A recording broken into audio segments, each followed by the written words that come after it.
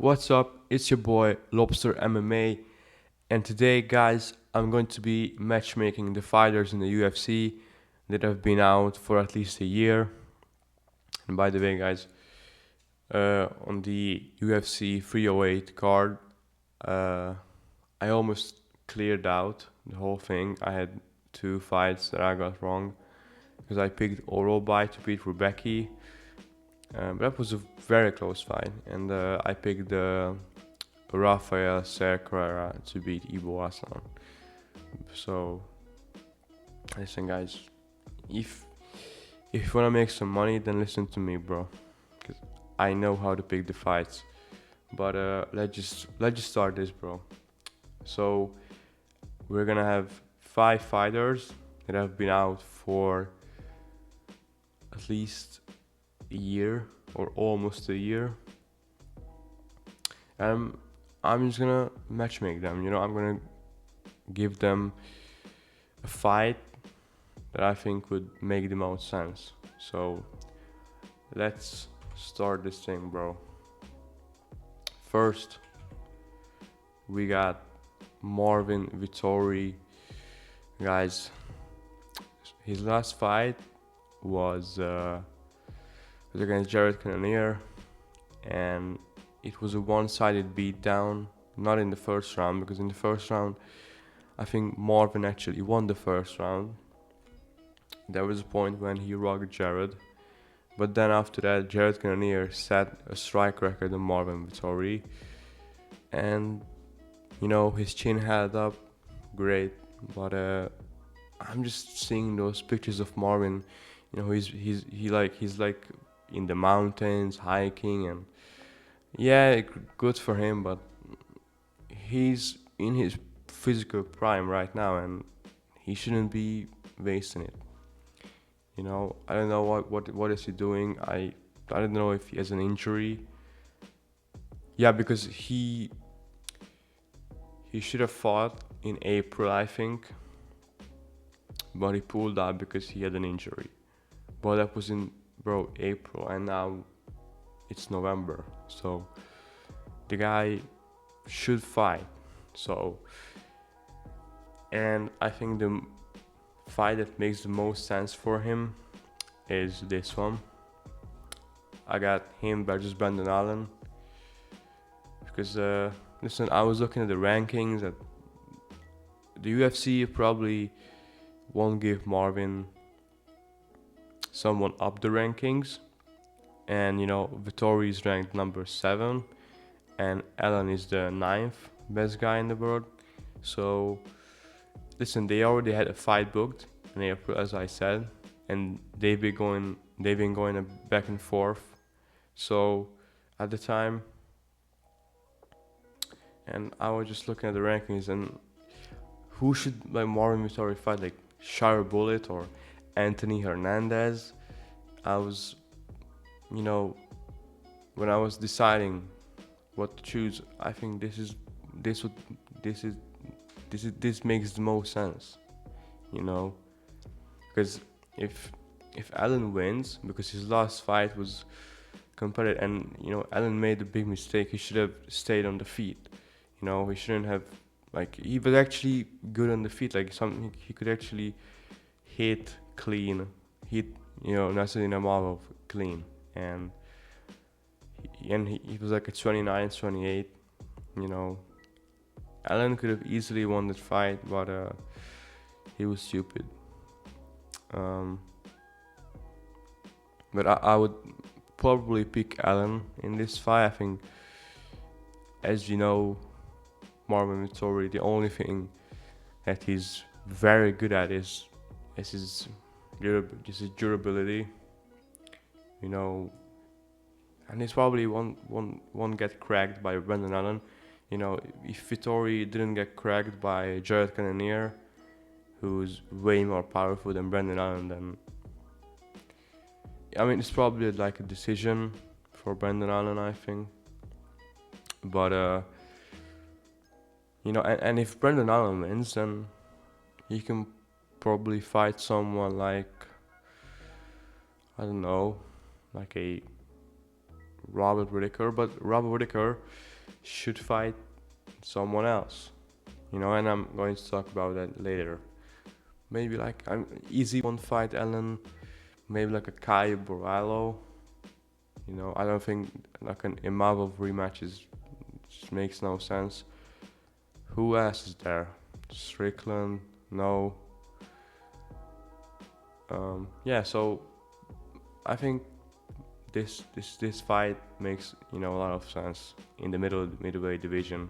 So because it's like Anthony Hernandez and we got Shara Bullet. No offense to Marvin Vittori, but he wouldn't be like a big test for those guys because he's mediocre. He's mid everywhere. So, but I don't know what he's doing honestly.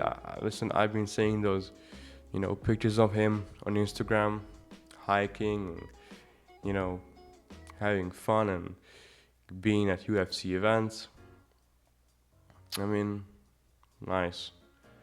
Get back into the cage, bro. But the next one, we got Dominic Cruz, who's, he's not officially retired, so he should fight once again. I think he's 39 years old, and last time he got knocked out by Cheeto, by Marlon Vera, and it's been 2 years.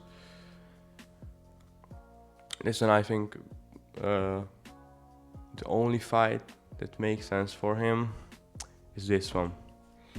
Him against Jose Aldo, because I don't think Dominic Cruz has a chance against most of the ranked bantamweights, because his durability is probably not the same. He has pillow hands, and we know that. And he's kind of crafty, but he beat Pedro Munoz and the other guy, but that was like 3 years ago, and he's even worse now. So who around his rank, because he's like number 14th. He's the 14th best guy, and it's like we got Kyler Phillips, Rob Font, Montel Jackson. But listen, I think Cruz should fight once again. That would be the last one for him. Fight Jose Aldo. It's a very big fight. A fight that never happened. We should have seen it, or we didn't. And it's just a big money fight, Put it on like a big pay-per-view, like maybe like a co-main event or feature fight, and two big names at the bantamweight division, because it's like Jose Aldo, I know his last fight was a robbery, but the UFC is too cruel to give him someone like a Corey Sandhagen. And I think against Corey, he would have more chance to win than against like a Peter Yan or Sean O'Malley. Because if he would fight Sean O'Malley, then I would be afraid, because I know Aldo looked kind of good against Mario Batista, but it's like you could tell that he's pretty old in that fight. His boxing wasn't the same, So I think this fight makes a lot of sense. And if Aldo can win, yeah, put him in like a number one contenders fight, and he will probably win. Dominic Cruz, he just get your money, bro. That's it. I don't know how we could actually pull this off. Maybe he can dance circles around Jose Aldo, but maybe even Aldo can finish him. And Cruz,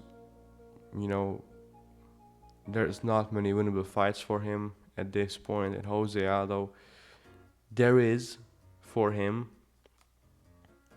but But the UFC, we have to make fights that are realistic. So I can't just put Jose Aldo against Corey Sandhagen because UFC is not going to do that after his last fight. If he would have won against Mario Batista, then yeah. But I know he lost, but it was a robbery, and the UFC. I think they will probably make this matchup. It just makes a lot of sense, you know. Two old vets. They are both 39, I think, and it's just a legacy fight. So move on.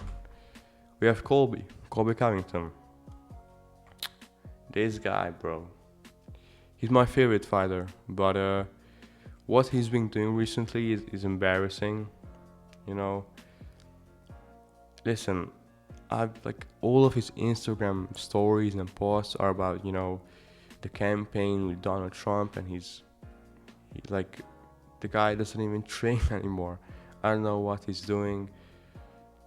Like, listen, he's 36 now, and a few months later, he will be 37.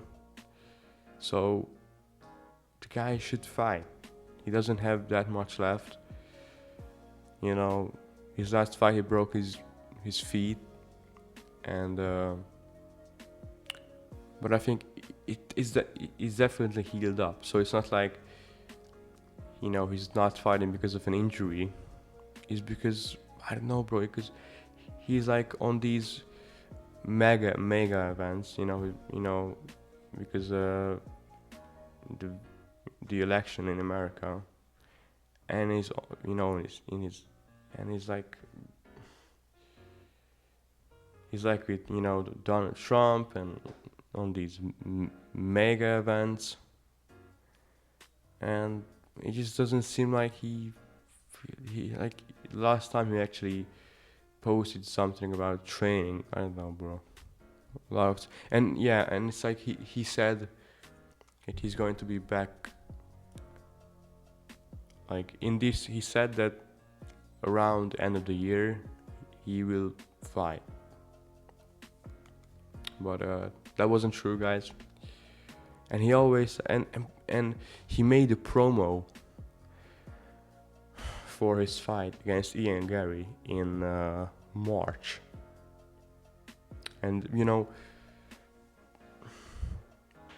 that means if he made a promo in March, he would have fought in like summer, because if you make a promo for something, then you would expect that fight is going to happen. So listen, bro, his feet, I think it healed up in a few months. He dogged Ian Gary, but I don't know why, because that's one of the most winnable fights for him in the top 10. And it's just sad because Colby, he really, everybody looks at him as someone who will probably never win again, but at the same time, you look at Colby and his fights, and you would, if you asked a UFC fan a few years ago, about Colby, he would probably say that, he would be a champ if it wasn't for Kamaru Usman, and that's true. But he barely fights. He fights once a year. He's wasting his last 2 years of his prime, of his physical prime. And he was talking about, wanting to be a champ. But it's like he doesn't fight, and we don't know why. Dana White said, I think it was the UFC 308, I don't know, the post-fight press conference or the pre-fight. I think it was a post-fight press conference. So he was asked about Colby versus Ian Gary, which I mean, This is my idea, by the way. I think this fight makes the most sense, and it's winnable for Colby, winnable for both. But I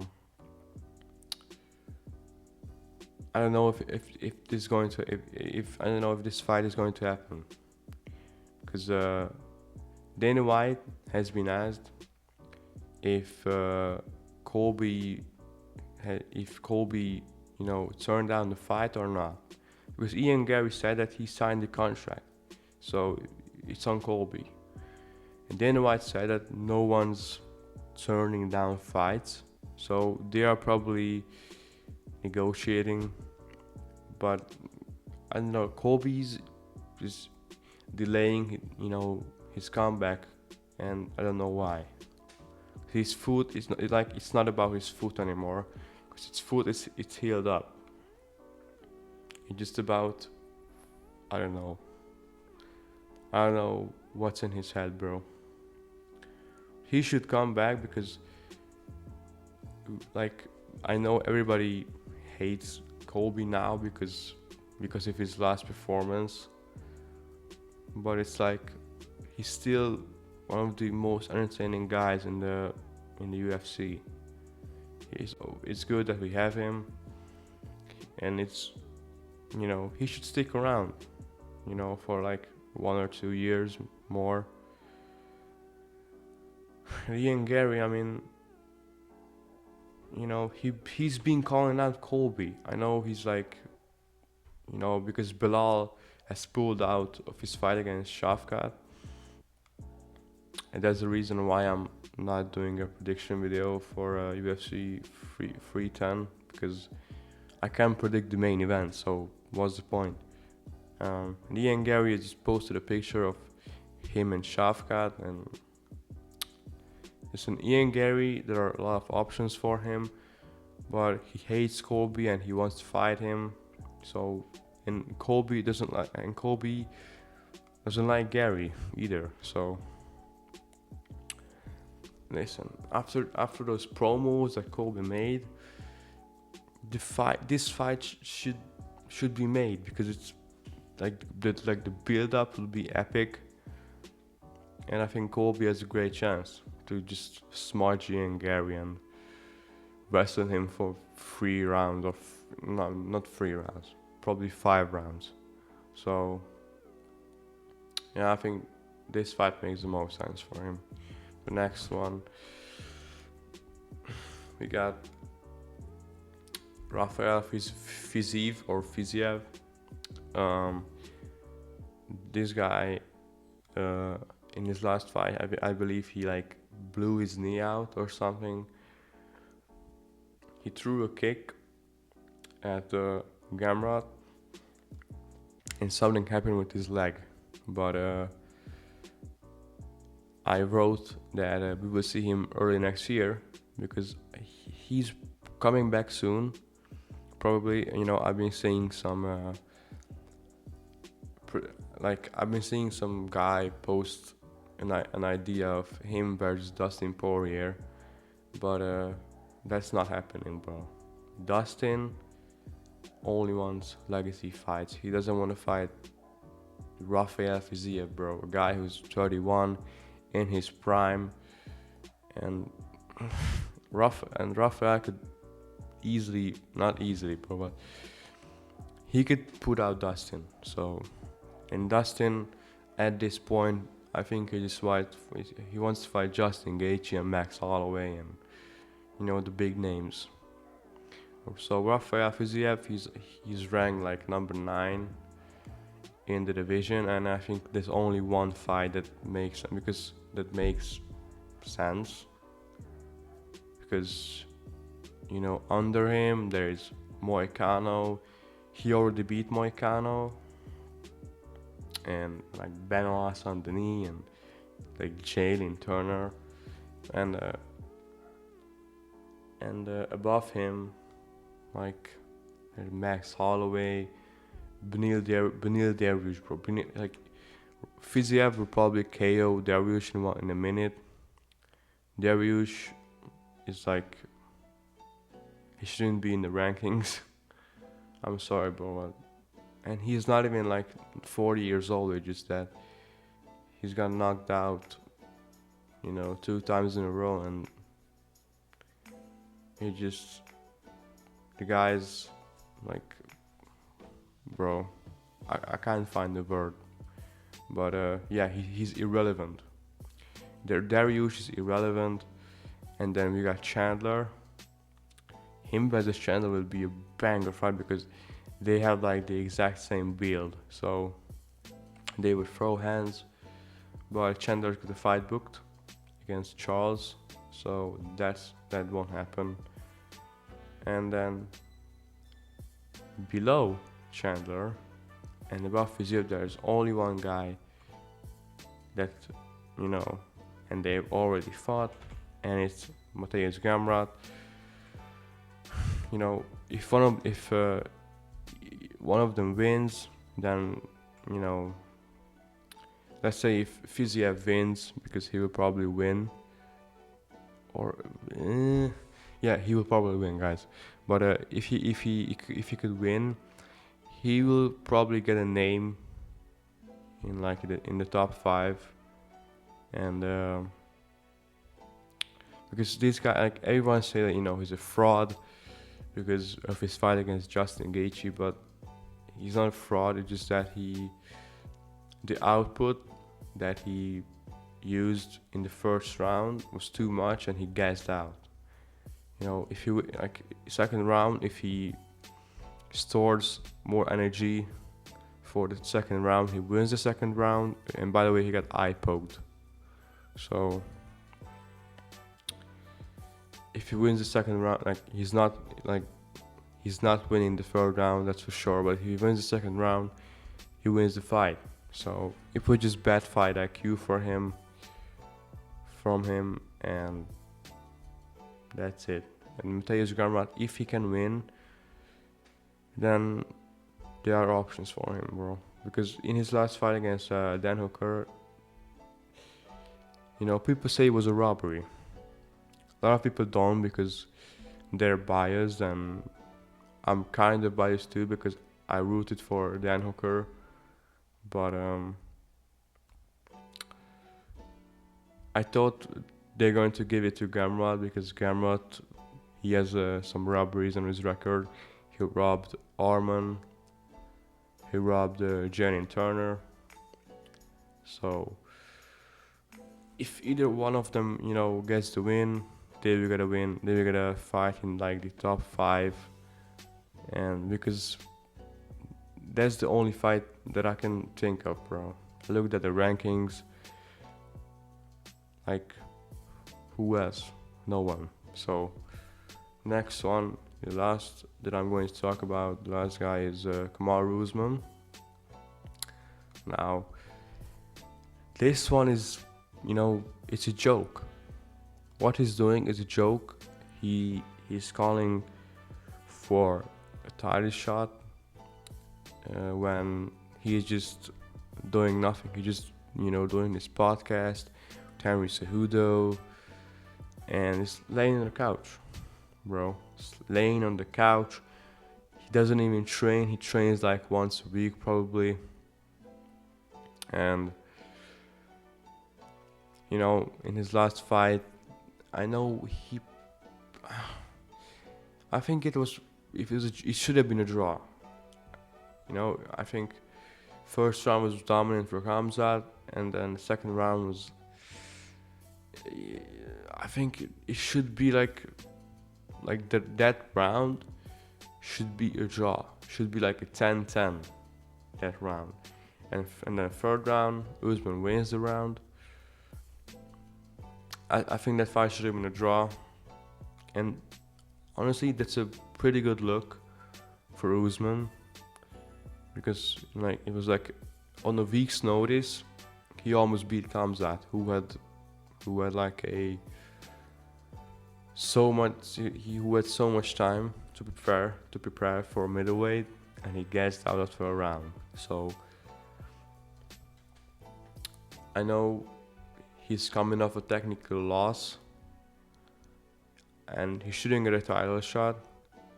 Not just that, I think he should leave welterweight because he has no business. Like he has already done everything at that weight class. We saw him against Hamzat. He had a very good performance, and he should stay there. You know why?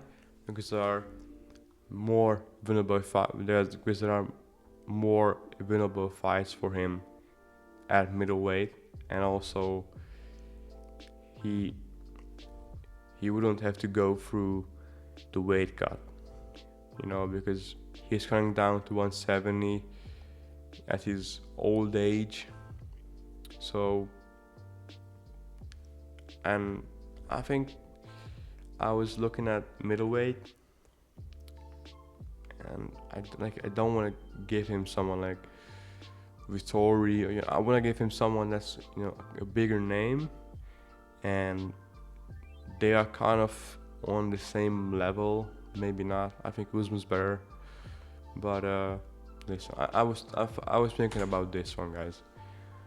I was thinking about him versus Robert Whittaker. This fight is not happening soon because Robert, his jaw is messed up. I saw a picture of his teeth, and it's disgusting. So Robert will have to heal up, and then after that we'll see. Like, if this fight happens, it will probably happen like in next spring. Like I think April is realistic, but Usman will be like 38 years old at the time. Bro, I think it's still a very good fight. They are on this they are kind of on the same level right now, and two big names. They are one of the biggest names in their own division. Usman, if this fight would happen, I would pick him. Because he looked so good against in his last fight. I don't know. Because he doesn't even train. He's like laying on the couch and doing this podcast with Henry Suda, which is actually a good podcast, but that doesn't mean that he will run through Robert Whittaker. Well, I don't know. The UFC probably won't make this just because Usman, like, those two guys on the screen, I haven't heard or seen any interest between those two. So Usman is just calling for the title shot, and he wants to fight in the JDM or Shafkat. And Whittaker,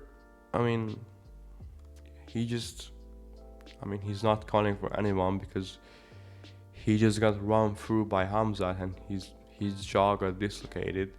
So I think for the next 2 months we won't be hearing anything about Robert Whittaker.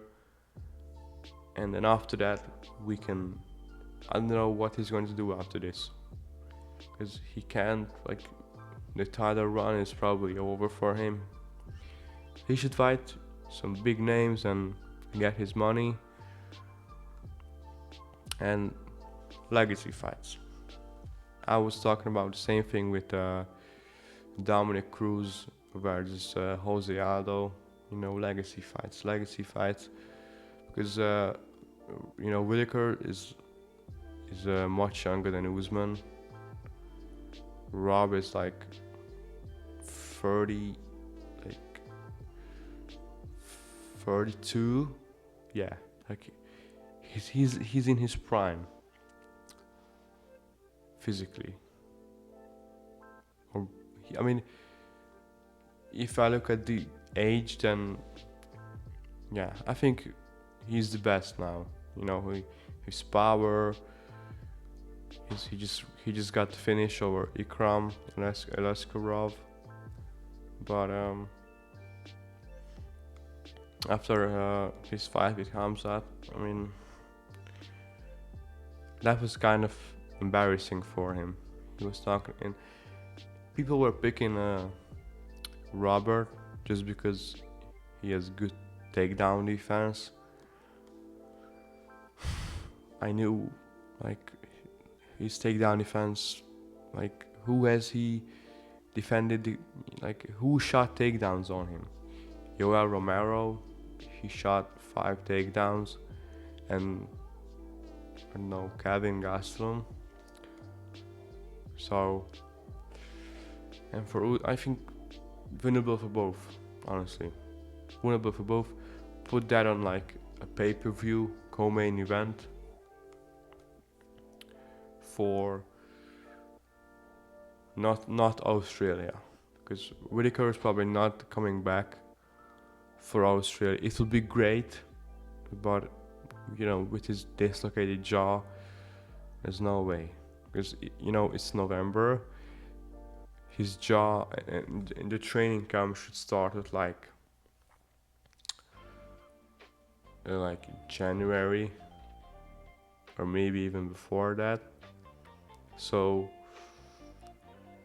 I don't know how much time does it take for his jaw to heal up. But if it's not that long the time, then I think this for Australia, if they make Volk versus Diego Lopez, then that would be the co-main. I think Shafkat versus JDM for the interim welterweight title. Co-main event Volk versus Diego Lopez, and this is the feature fight. So, Australia UFC 312, that card could get stacked, if they don't mess it up. But regarding Volk versus Diego Lopez, I don't know, guys, what's happening with my voice, but I think there shouldn't be an interim title, because why? Ilya just fought, he's not injured. At the same time, Bilal's injured and he has to heal up, so it makes more sense to put up a welterweight interim title than a featherweight interim. So that was my video for the fighters that are on the couch and they've been out for at least 1 year, and they should come back, because a lot of them, I don't know what they're doing. Colby, Dominic Cruz, I know what Usman's doing, he's doing nothing. And then Fiziev is, I don't know what, yeah, and Vittori, bro. So I was also thinking about Jan Blachowicz. I didn't want to put him there because I wanted to have 5 fighters. So maybe next time I put him. But Jan Blachowicz, I think him against Yuri, that's a fight. That's a fight to make, or him against Jamal Hill for like a number 1 contenders fight. That could work. But guys, thank you for watching. Like and subscribe. And I don't know when's the next video will be. My next few days are going to be pretty bad. I gotta study a lot, so when I'm done with that, I'm gonna make some content for you guys. But stay tuned, and I see you later. Goodbye.